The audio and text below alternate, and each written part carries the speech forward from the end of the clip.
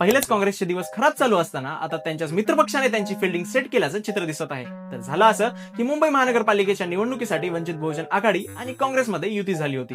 या युतीत वंचित बहुजन आघाडीला 65 जागा देण्यात आल्या. मात्र अर्ज भरण्याच्या शेवटच्या दिवशी वंचित बहुजन आघाडीला 21 जागांवर उमेदवार न मिळाल्यामुळे त्यांनी या 21 जागा काँग्रेसला परत करण्याचा निर्णय घेतला. या जागा परत केल्यानंतर सुद्धा वंचित बहुजन आघाडीने 5 जागा परत मागितल्या. उरलेल्या 16 जागांवर ऐनवेळी उमेदवारच न मिळाल्यामुळे आणि काँग्रेसच्या स्वतःच्या उमेदवार नीलम म्हात्रे यांनी क्रमांक 18 मधून अर्ज न भरल्यामुळे एकूण 17 जागांवर आघाडीचा म्हणजेच काँग्रेस आणि वंचित बहुजन आघाडीचा एकही उमेदवार निवडणुकीत रिंगणात नाहीये. याचा थेट फायदा भाजप आणि शिवसेनेलाच होणार आहे.